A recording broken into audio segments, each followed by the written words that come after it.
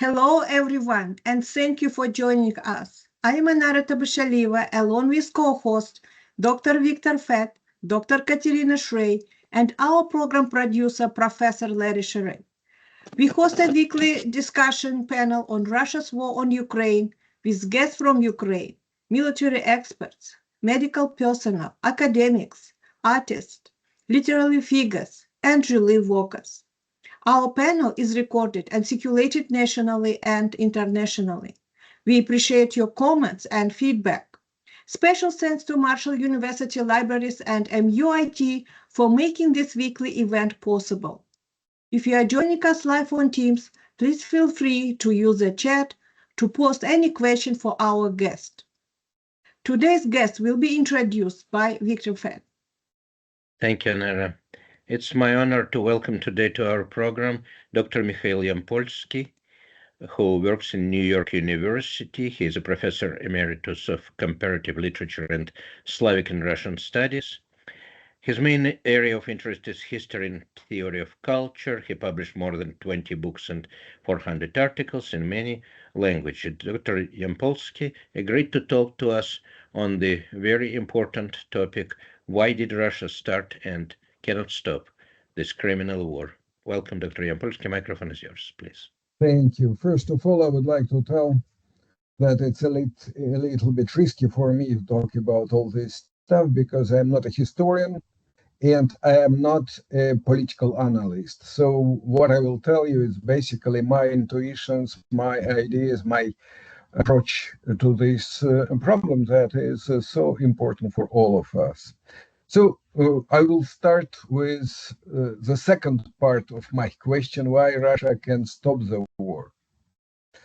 And this is the easiest, if you want, part. Because Putin can't stop something that fundamentally failed. He's always claiming that they are making progress, that they are gaining more territories, stuff like that. But no one goal that he proclaimed at the beginning of the war was achieved. So it's a complete failure. He didn't destroy Ukraine's sovereignty. Instead of destroying or to somehow limiting the influence of NATO, he brought kind of broadening and enlargement of this alliance. He is in a complete political isolation, under sanction, under order of arrest. Everything is horrible. Inflation is terrible. Even the aviation in Russia, they are unable to maintain plane, to repair them, and become more and more risky, even to take flights inside Russia and so on. So it's fundamentally a story of defeat. But Putin cannot recognize it. I think he is in a desperate situation. He wants very much to stop this war, but he can do it without any victory. But even being fundamentally defeated, he lost enormous amount of people, of resources. Everything is, if you're buried under an enormous amount of corpses, and nothing is achieved except territories with ruined, completely ruined and destroyed cities that he has no resources even basically to restore. But the problem is that the leader like Putin are so strongly connected to the idea of victory that they have clear understanding that without victory they are fundamentally unable to survive.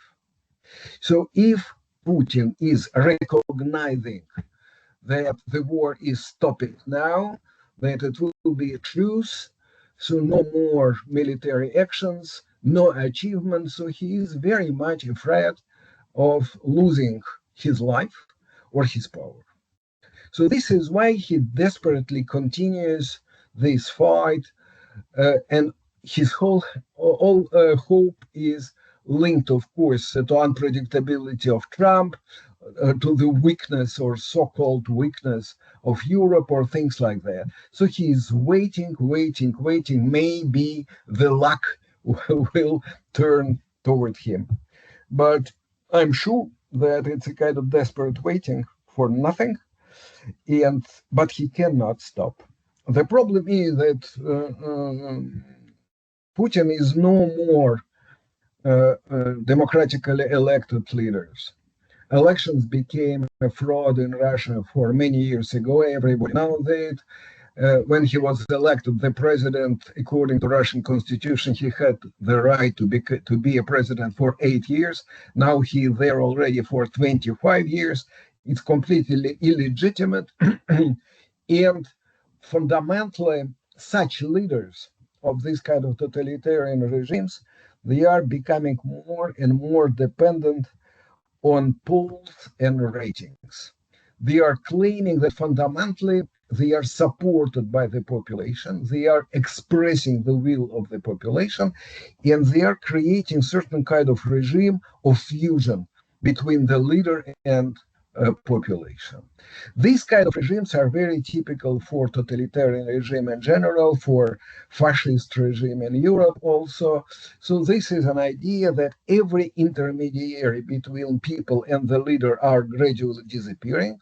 In Russia, there is almost no election now. Everybody is named by, among bureaucrats by Putin, and all institutions, maybe except FSB, political police, or a kind of stuff like that, are fundamentally insignificant. So when you are in a situation where there is no more democratic legitimization of power, there is always the idea of complete fusion between the leader and the population. And the leader is expressing the hopes and desires of the population, and the population is admiring and worshiping this leader. And to some extent in Russia, it becomes even more grotesque, because the population or the people has no ideology. It's completely atomized. Every possibility for them to organize themselves in a kind of civil society is completely impossible. So there is atomized individuals, very much absorbed in consumerism and consuming, and the only thing that keep them together is this kind of big leader. And this is why we are dealing now with re-emerging cult of Stalin, who is no more the despotic figure and criminal figure, but the leader of victory. And everybody have seen this kind of celebration of Victory Day recently in Russia, and the victory is becoming a kind of fetish for this leader. Leader is leading the people towards the victory, and this is why the absence of victory, the defeat or complete disappointment, is something that he cannot digest or tolerate.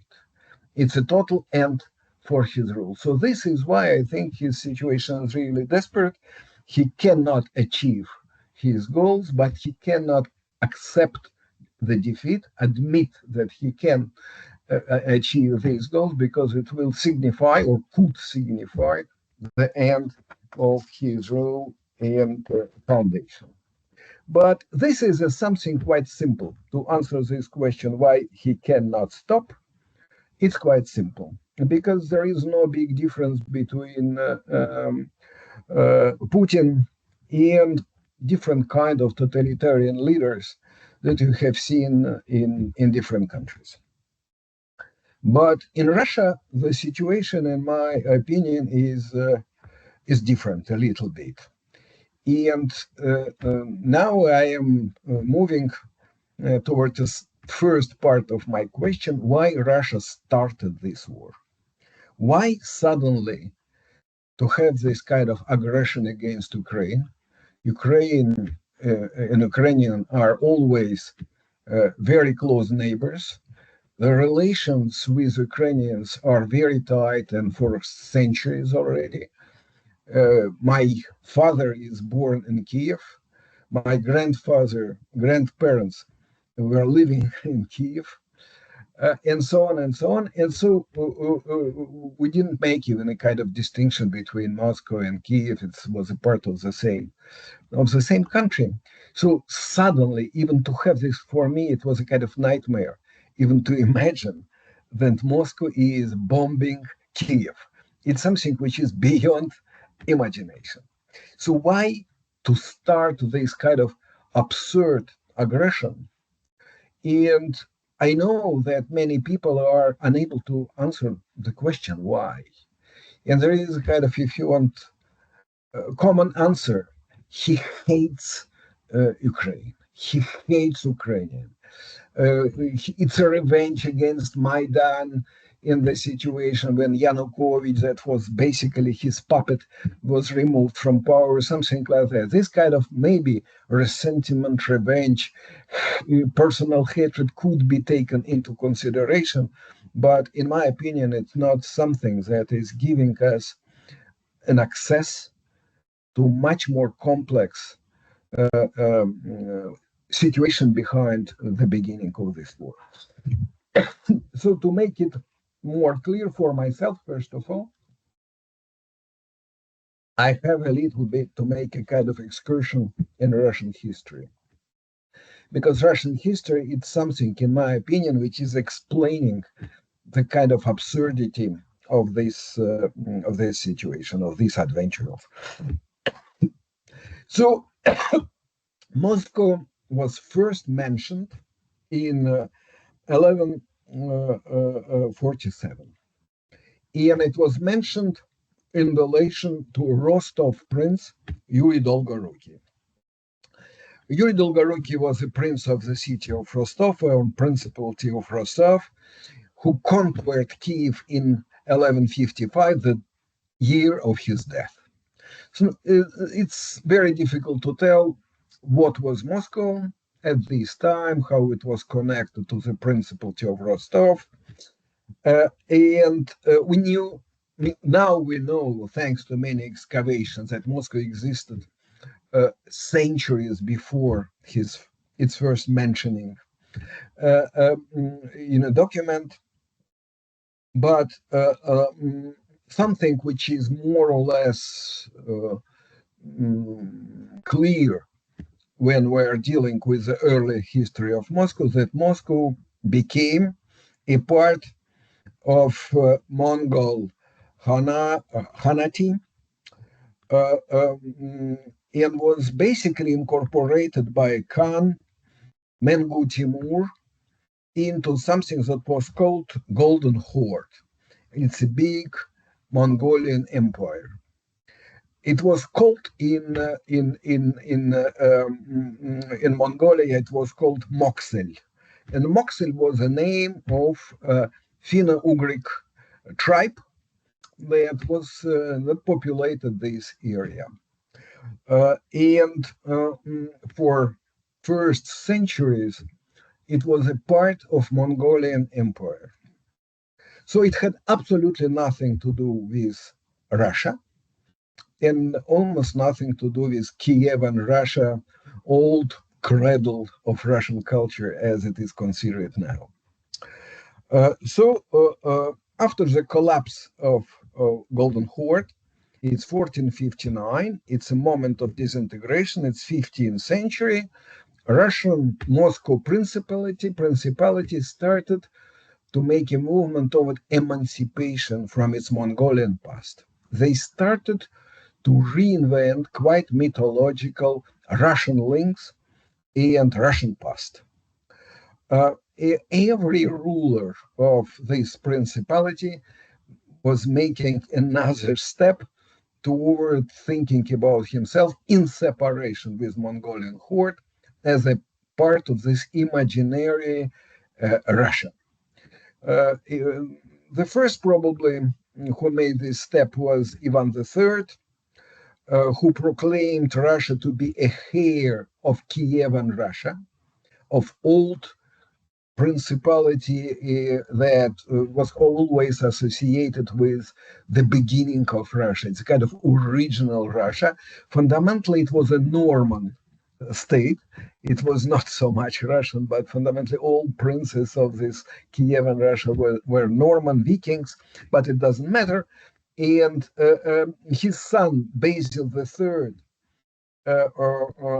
was talking about himself, but Ivan III also was talking about himself as the Lord of all Russia, Государь всея Руси. So Basil III claimed that Russia is a third Rome. Fundamentally, there is a first Rome, there is a Constantinople, a second Rome, and Moscow now is becoming a third Rome. And it has, for the first time, he formulated this pretension to certain kind of a Russian empire, and he was claiming a power over all Russian lands. His son, who proclaimed himself a Tsar, Basileus, basically, he used this Byzantine terminology as equivalent to Roman emperor. So was Ivan the Fourth, Ivan the Terrible, very famous Russian monarch, that whose main program was restoration of power over all Russian land. It coming together, bringing together of all Russian lands, fundamentally establishment of Russian Empire. And he started a war to conquer all Russian principalities. And he failed. He failed because he was defeated by Poland and by Lithuania, and fundamentally he was unable to bring Russian principalities to his state. But he was much more successful in moving toward the east, not toward the west, where all Russian lands existed. So he conquered the Khanates of Kazan and Astrakhan, basically Mongol, Tatar, Muslim, and pagan lands. And it was the beginning of a Russian extension into absolutely ethnically non-Russian territories. If you think about who was populating this country, you will see a lot of Turkic tribes, Finno-Ugric tribes, Muslim, pagan, whatever. But what was extraordinary there, it's an absence of Russia. And it was still done under this slogan of reunification of Russian lands. So he was bringing a lot of non-Russian to unify Russia. And until now, you have a very kind of weird situation. If you ask a Russian person, what is the kind of emblematic Russian river? Everybody will tell you it's Volga. Volga River is a kind of mother of all Russian rivers. And if you see who are living in the area of Volga, you will see there are Chuvash, Tatar, Mordva, Mari, Udmurt, Bashkir, Kalmyks. So all weird non-Russian peoples. So it was not a Slavic population, but quite interesting. I don't know, maybe 15 years ago, some scholars made a kind of research, genetic research. They were looking for kind of, I don't know, genetic makeup of Russian population. And they discovered that genetically, Russian population in this kind of area of Moscow and Central Russia are mainly Turkic and not Slavic. And Slavic population they found much more in Ukraine than in Moscovia, in Moscow land or something like that. So that was a kind of so Ivan the Terrible started this endless expansion of Russia that was absorbing and integrating in itself non-Russian ethnicities. So what happened finally in this country? You have every possible tribe of, but the problem is they are not very much culturally developed. They had no writing. their religion was very kind of tribal, paganic, shamanistic religion, basically. They had absolutely no political institution. So it was a kind of, if you want, amorphous tribal system. There are villages with fishermen, hunters along different rivers, and they were basically were incorporated into Russia. So what is happening there? It's a very weird country which is built as Russia. It's a reunion of Russian land, which is leading to a creation of non-Russian, enormous non-Russian culture. Kiev was incorporated into Russia only in 17th century, in 1654, and it was brought to Russia by Ukrainian hetman Bogdan Khmelnytsky. They signed an accord, and fundamentally it was incorporated into Russia as Ukrainian territory. So it created a very strange situation where the cradle, if you want, of the origin, if you use Greek word arche of Russian culture, is Ukrainian. And all big territory which is added to Moscow Principality is more or less not Russian. So this is something that is a fundament of Russia, and many historians, scholars are talking about Russia as an empire. But it's always a very strange situation because it's an empire without colonies. Because all these territories are incorporated, but they are not colonial, they are considered to be Russian. To some extent, they are remaining more free than the Central Russia. We have now statistics that in Central Russia, the amount of slaves among peasants was much more higher than on peripheries. So it was, to some extent, a kind of lens of bigger freedom than the Central Russia in terms of kind of reversing the situation between metropolis and colony. And it was never considered as a colony. When I'm thinking about European empires, French, British Empire, maybe except Habsburg Empire, we are dealing basically with extraordinary distinction between metropolitan lands, France, Britain, and colonies, which are situated across the ocean, very far on different continents. And there is an enormous, if you want, cultural distinction, even a racial distinction between colonizers and people living in colonies. But in Russia, there is nothing like that. And Russian Empire is becoming an extraordinary magma, kind of unclear entity composed from many different ethnicities and religions. And what was quite interesting, that even central authorities in Russia didn't know who are these people. Alexander III started very much, Russian Tsar, 19th century, toward the end of 19th century, he started an effort to develop ethnography in Russia to describe all these people. So he opened ethnographic museum. And what is ethnographic museum? It's a collection of items that should represent visually the different cultures composing Russia, because they didn't know who are there. And when Bolshevik, after the revolution, came to power, they started to invite pre-revolutionary ethnographers to help them understand who are these people. And this is a kind of very weird, very strange situation. Alexander III is an interesting and important figure, because recently on Russian TV, they have shown Putin showing to a journalist his apartment in Kremlin.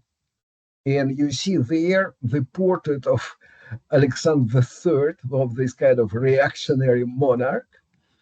The only portrait that he has in his apartment. So this is quite interesting because he's identifying himself with Alexander III, who was always considered the kind of the epitome of reactionary. And around this time, some conservative thinkers like Pobedonosov, who was a minister, prime minister, and also his teacher, he was studying under Pobedonosov, Katkov, who was a very famous journalist, also very reactionary. There was certain individuals that started to develop certain political theorization in connection to the identity of Russia. And the main question is always what is to be Russian? Because Russia is composed of this kind of enormous amount of murky, unclear, amorphous, cultural, ethnic, religious entity without any institution. So the problem is to understand who they are and how, in general, you can define what is Russian. And they were looking for this answer without success, by the way, because it's very difficult to define who are these Mori, this Mari, this Mordva, this Chuvash, and so on and so on and so on. And what became extremely important for them, that Katkov's answer to this question. And Katkov is writing, to be Russian, it means only one thing, to recognize the supreme power of a monarch. If you are loyal to a monarchy, you are immediately transformed into Russian. This is an incredible story, but it's something I think of capital importance for understanding what is Russian. And to understand why the state in Russia was always playing an absolutely extraordinarily high role. It's something incredible. Nothing except the state and the monarch is keeping all this enormous mass of land and peoples together. It was Katkov's answer. It was adopted by Pobedonosov. It was adopted by the monarch. You have no Russia without Russian monarchy or without a Russian leader. And the acceptance of his power is exactly what makes you Russian and what keeps Russia together, because there is no other idea that is uniting all these people. So it's unprecedented importance of state, and the state, as I think, it's a curse for Russia. The hyper development of state, non-controlled by its population, it's a curse for Russian history, for Russian culture. All great Russian writers, I don't know, who are the glory of Russia, they were kind of or exiled or put into camp, and so on and so on. Dostoevsky was almost executed by the state. Pushkin was in exile. And so it's, if you start the story of Russian culture from this point of view, you will see that the Russian state is an apparatus of oppression of Russian culture. So this is an amorphous population and mega leader. And you find the same approach to what is Russia today. Voloshin, who is the president of Duma of Russian parliament, proclaimed, and it's very famous, there is no Putin, there is no Russia. Putin, it's the only unifying element for all kind of Russian state. And he is writing about, and by the way, it's something that was told also by Medinsky, who is now leading these Russian delegations to Istanbul to negotiate with Ukrainian, who is claiming that the West is trying to eliminate Putin in order to destroy Russia. Russia will disintegrate as soon as Putin is eliminated. Now we can come to Ukraine, because it's all what I'm telling you has a very direct relation to the attitude to Ukraine. So there were, in Russia, as you see already, there are many different ethnicities and religious groups with very often underdeveloped identities because they had no institution, no state, no really kind of developed culture. But there are two peoples who are Slavic and who are, if you want, important for Russian to constitute themselves. It's Ukrainian and Belarusian. And there is always a claim that Ukrainian and Belarusian are fundamentally Russian. There is no real distinction between Ukrainian, Belarusian, and Russian. It's something that you read in many reactionary thinkers of 19th century, and it's repeated completely by Putin today, who is claiming there is no Ukraine. Ukrainians are Russian, and it makes the whole war even more paradoxical and strange because you are fighting, you are killing Russians. They are no Ukrainians, they are not different. So why you are killing yourself in this weird war? So, and the idea is that fundamentally, it's important also in order to integrate Kievan proto-original Russia into contemporary Russia, Ukraine and Kiev and Kievan Russia are fundamentally not different from Russian from Moscovia or for different central area. And there is a kind of absolutely extraordinary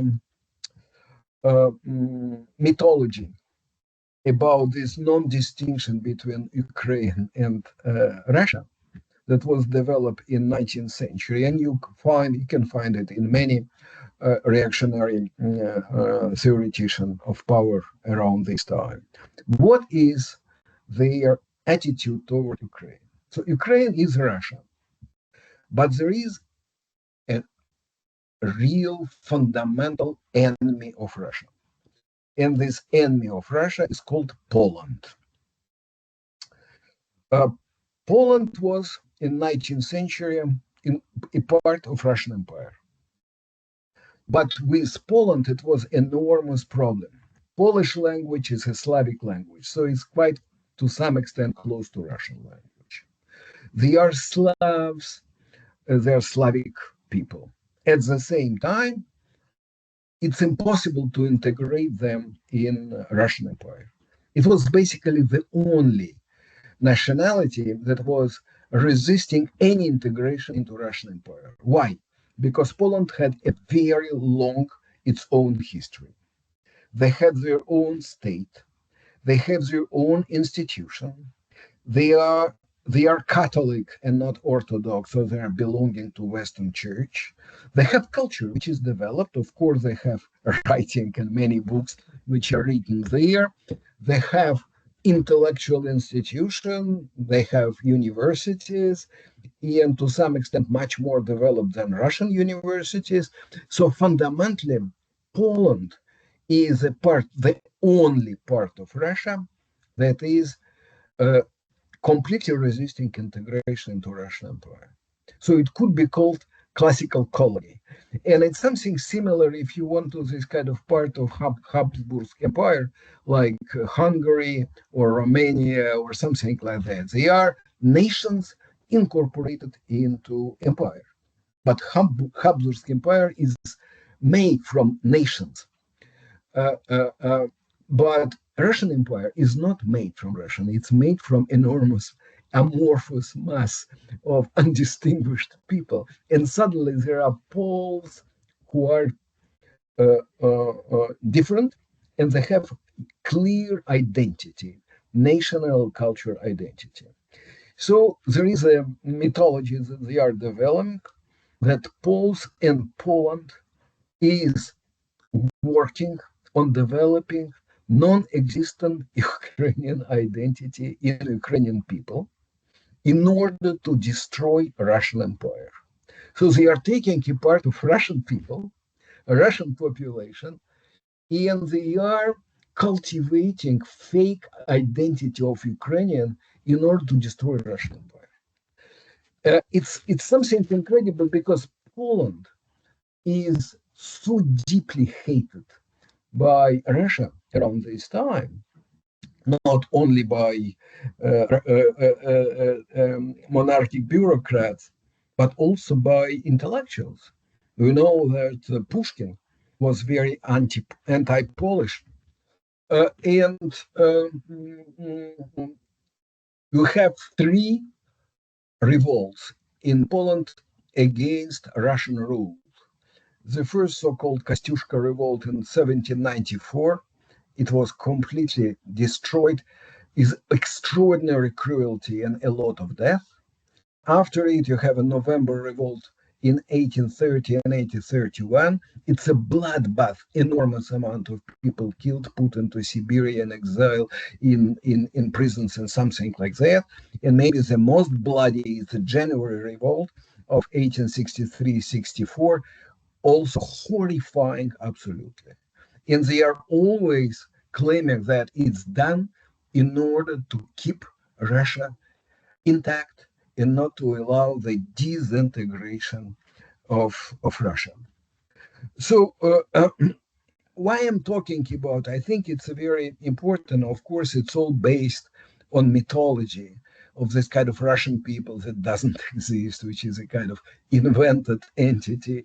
But you know that in societies, entities which are invented, they are acquiring through institutionalization certain kind of reality and living in social reality, which is very much invented. But there is always this kind of unclear identity of Russian Empire. Is it European? Is it Asian? They are inventing Asian land, which is kind of connecting Eurasia, Europe and Asia, or something like that. So, and this is something which is completely permeating, in my opinion, Putin's ideology. He is very often making quotation from these people, whom I am mentioning as reactionary theoretician of Russian Empire. And I think he is claiming that what is happening now in Ukraine, it's a repetition of Polish attempt to destroy Russia through Ukrainization of a part of Russia, which is the first step toward disintegration of Russia as such. What is extraordinary, Russia has always extraordinary fear of coming disintegration. It's always a threat of disintegration, which is endlessly disputed because of this kind of unclarity of identity. It's not a nation, it's not an empire, what it is, because it's not a nation state. You couldn't claim that it's a Russian state because so many people are not Russian there, something like that. So fundamentally, it's an idea of Putin that he is fighting, I would claim, existential war. So we are fighting. Poland now is, of course, supporting Ukraine, but Poland is replaced in his kind of imaginary by the West. The West is trying by creating Ukrainian state and Ukrainian identity, fundamentally transforming Ukraine into Poland of 19th century. We are eliminating the unity of Russian land, Russian culture, and it's the first step toward disintegration. And because there is no other element that could unite Russia except leader and the state, so Putin, I think, is taking himself as a kind of mega leader who has this mission. He's a missionary to preserve Russia through by defeating the West and de-Ukrainizing Ukraine, to bring Ukraine back into Russia as 19th century monarchy was always trying to do. The most kind of course, grotesque story about this kind of pretension is that fundamentally he is using to rescue Russia Buryat, Yakut, North Korean people coming from remote region to fight for Russian identity and Russian purity and Russification and so on. But this is a very typical Russian situation. Russian purity and Russian state and Russian nation should be rescued by Mordva, Buryat, Chuvash, Tatar, and something like that. So this is why he is taking this war as existential war. And this is why he cannot stop it without achieving any of his proclaimed goals. And what is this goal? Is to eliminate sovereignty, to make Ukraine to bring Ukraine at least in the area of influence, of Russian influence, and gradually de-Ukrainize Ukraine and make it back Russian as it was in his imagination in 19th century. And he's talking about it a lot. He's talking about there is no such land of Ukraine, it's Russia, and fundamentally we have to preserve Russia, to keep Russia safe, not disintegrating. We have to win this kind of desperate war, horrible criminal war in Ukraine. So it's basically what I wanted to tell you.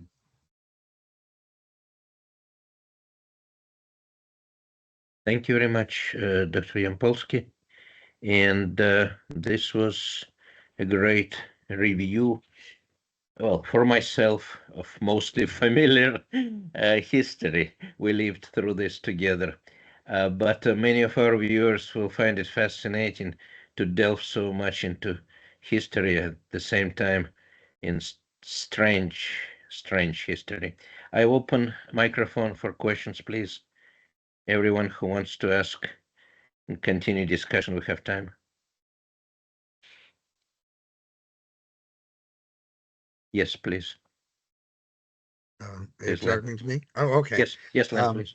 Well, Putin's told the Russian people that he is winning and he cannot end the war because he would lose face. But if the United States were to protect its mineral rights that it now has, and if the Europeans were to actually step up and send more material in and maybe even some soldiers in, he would want to cut his losses. He already is losing so many soldiers. So can't he do what the Americans did in Vietnam and just declare victory? I mean, say he won and get away with it because he controls the propaganda machinery of the country? I think it's much more difficult than to the United States in Vietnam, because United States were not in isolation, ruin, horrifying inflation. And fundamentally, it's a situation for Russia that is so bad now, under all these sanctions, without functioning financial system and so on, to claim it's a victory. Of course, he will do it if he has no other possibility. Such a person, he will always sell his own defeat as a victory, which is quite clear. It's rhetorically he will claim, but it's much more difficult to sell it as a victory in a country which is experiencing a lot of difficulties that didn't exist at all. They were able to travel all around the world. Their credit cards were working everywhere. There was a lot of possibilities for them. There was a lot of investment. The economy was developing, and so on and so on. And fundamentally, what he achieved, he occupied few insignificant cities that nobody heard about and lost almost 1 million of people. So he will do it finally if he can know other possibilities, but it's much more difficult than in the United States, because United States itself was not so much affected by the war as Russia is now. Okay. Thank you. That's a good answer. Thank you very much. More questions, please? I While have you're... question. Yes, I please, have Andrea. question. Please. I really appreciate the very interesting story of traditions of what is Russia and why Russia is so different. It couldn't be compared to any Western country, any Asian country. So we actually return to the two schools, two actually groups, Slavophiles and Westerners. And we see even Soviet history, it was a continuation of this tradition. And this is clear, but what do you think about other group like Westerners? What do we see any embryons of Westerners or in the future? What do you think what could be done in order to move to other direction? In order to move this, because Russia always had a mission, worldwide mission to do something, and so on. So that's why it's very interesting connection from the beginning till the what we see today in Moscow. Thank you. Listen, it's very difficult to tell, but I think the country has to undergo certain kind of political articulation, because it's enormously amorphous. There is no distinction between any region. All these so-called autonomous republics are very much fictitious. There is no real autonomy. I think for Russia to survive, it's very important, in my opinion, to acquire certain federality, federal structure, give certain independence to region, and allow the population of this region to express their political will, to elect these people, to have political life and something like that.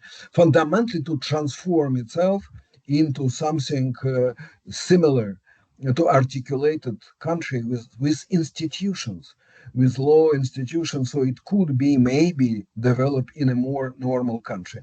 Because I'm living in the United States for 30 and more years, I was always struck by this kind of exception of America, which is not based on ethnicity, on religion, or something like that, and which is based on certain kind of political ideas. There is constitution. There is the idea of liberty, for instance. There is an idea of private property or something like that. So there are kind of fundamental political ideas that are becoming the cornerstone of a country. Not nation, not national element, not cultural element, or something like that, which is so typical for European nations. So if Russia, which is multicultural like United States, it's an extraordinary mixture of very different ethnicity, religions, culture, whatever. If it will be able to elaborate certain kind of common ground in terms of political institution and political principles, maybe it could work for Russia too. I don't know, because to claim every time it's Russia, and at the same time it's not Russia because it's whoever what it is. So it's quite ridiculous to talk about great Russian culture and claim that Volga is a Russian river and there is no Russian people living in the area of Volga. I find it the way you cannot continue forever. Good. Yeah. What do you think about Mikhail Bakunin's idea in order to create, in order to have this Russian Empire to create a United States of Siberia? So I have no idea. There is only, when every time we are talking about Russia, there is this kind of, I don't know, phantom of separation of Siberia, or area, I don't know, but beyond Ural mountains or something like that, everywhere claiming certain kind of independence. I don't think it's true. I think it's more a kind of phantom pains of Russia, endless fear, I think Russia is living in an endless fear of invasion and of disintegration and of external enemy, which will come and undermine this kind of structure and destroy it. So I do not know any other country which is so permeated by fear and being at the same time the greater aggressor.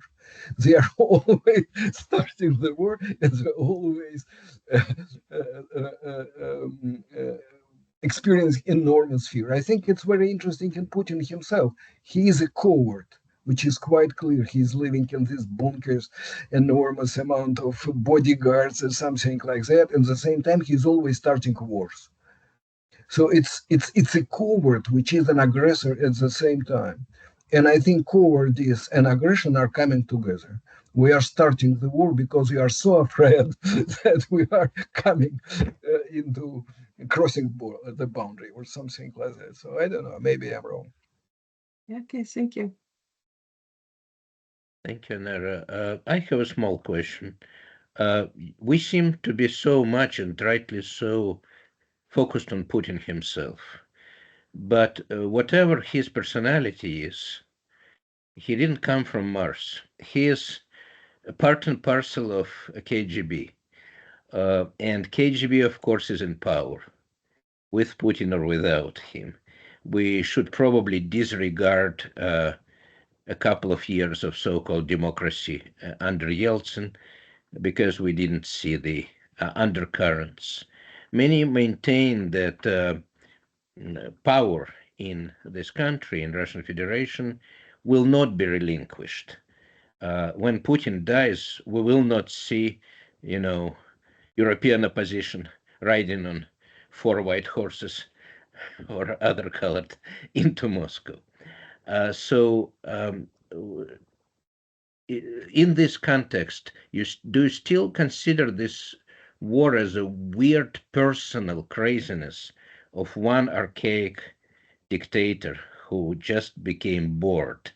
Or still it is one of the imperial, much more fundamental things, as you told us so profoundly, that being an empire, it cannot stop being aggressive, basically. Well, I think there is a strong connection, of course, between what Putin is doing and KGB, whose ideology he is to some extent expressing. What is KGB? KGB is a body of people who are convinced that everywhere you have enemies. And these enemies are fundamentally at the West. This is the main danger to the country. I think he is very much permeated by this kind of ideology. Seeing enemies everywhere in the West is, of course, the biggest danger. At the same time, I think that he is personally the inventor of this war. Because I think KGB people are not at all interested in fighting in Ukraine or in any other country because it's too risky. When you start the war, you cannot predict the result of this war. It's something which is you are entering into murky water of chance, and it's something that is advisable to avoid. He was so much convinced by KGB, by the way, that he will win this war in a week, and then he will control Ukraine without basically fight, that he decided to do it. But at the same time, it's an idiotic, stupid decision to start a war. To start a war, it's a kind of, you are always risking to lose everything. It's unpredictable. No military commander is always convinced that he knows what will happen in next year or something like that. So it's unpredictable.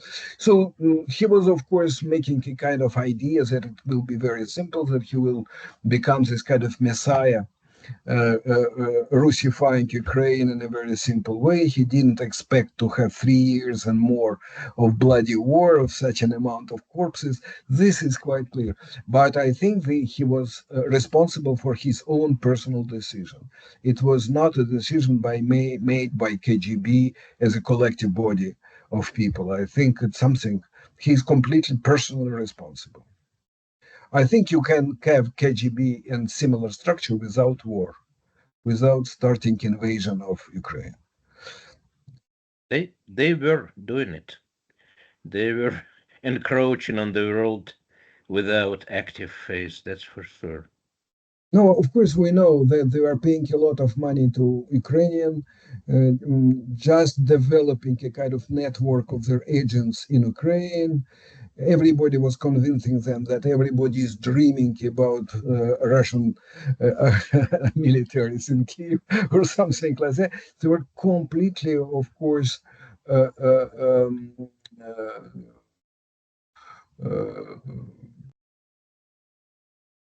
separated from reality. Yeah. Yes, thank you. Please, more questions. We're nearing the end of the hour.